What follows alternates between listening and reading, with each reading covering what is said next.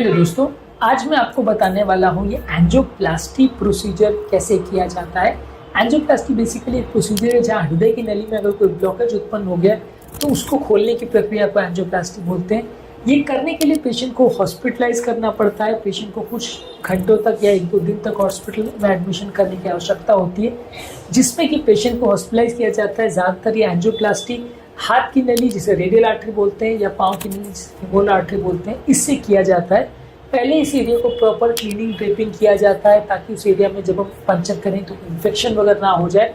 उस एरिया में बाल जो है उसको हटा दिया जाता है। जब वो एरिया प्रॉपरली प्रिपेयर्ड हो जाता है तो पेशेंट को हॉस्पिटल के ड्रेस में शिफ्ट कर दिया जाता है और उसके बाद फिर पेशेंट को कैथ लैब में लिया जाता है, जिसको कार्डियक कैथेटराइजेशन लेबोरेटरी बोलते हैं, जहाँ पे एक बड़ी फ्लोरोस्कोपी की मशीन होती है जो रेडिएशन की बीम पास करती है और जिसके बेसिस पे हम मशीन पर रिकॉर्डिंग कर सकते हैं पेशेंट की नली में कोई ब्लॉकेज है या नहीं।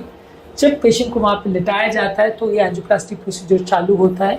इसमें बेसिकली हाथ की या पाँव की नली में हम एक शीट या कैनुला डालते हैं।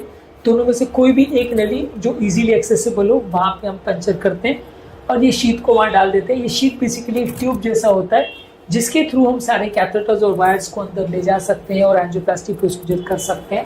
जब ये शीट प्रॉपर्ली पोजीशन हो जाती है तो खून पतला करने के लिए हेपारिन करके दवा और नली में क्लॉट ना बने या नली में सडन स्पाज्म नहीं हो, इसके लिए डिल्टाइजम करके इंजेक्शन दिया जाता है।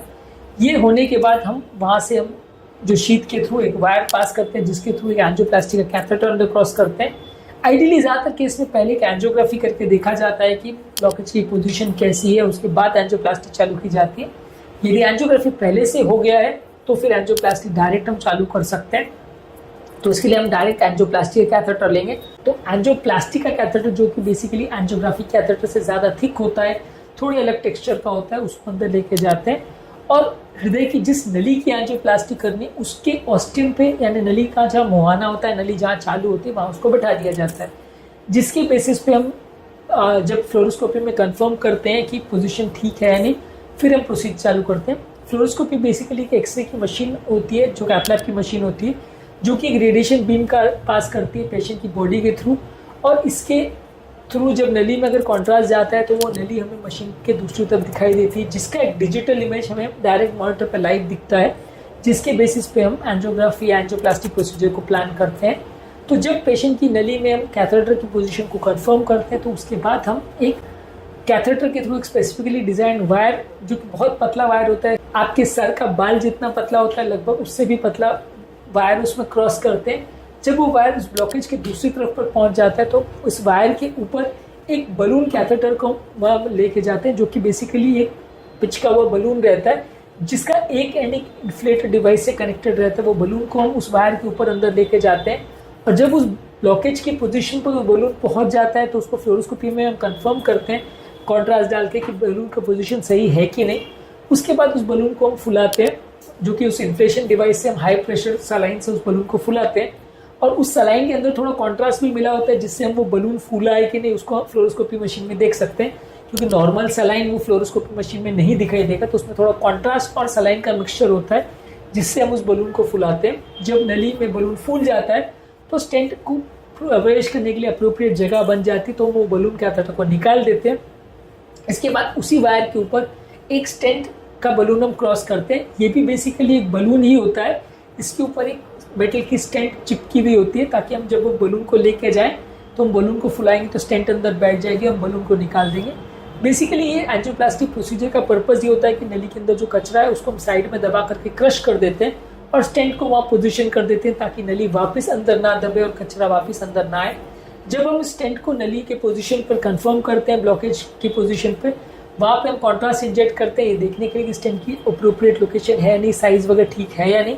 उसके बाद स्टेंट को हम फुलाते हैं तो स्टेंट वहाँ पे बैठ जाता है और जो बलून कैथेटर जिसके ऊपर वो स्टेंट चिपका हुआ था वो बलून कैथेटर को वापस निकाल देते हैं।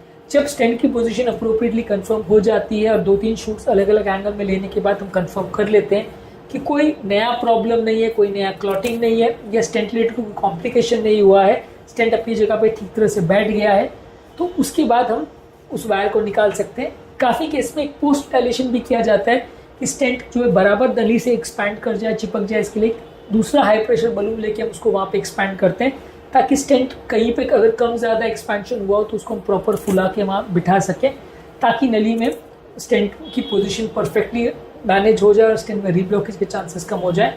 ये होने के बाद हम उस एक्स्ट्रा बलून जो पोस्ट डायलेशन बलून है उसको भी निकाल देते हैं, वायर को भी निकाल देते हैं, पोजीशंस को 2-3 व्यू में कंफर्म करते हैं और उसके बाद वो कैथेटर जिससे हमने स्टेंट को क्रॉस किया था उसको भी बाहर निकाल देते हैं।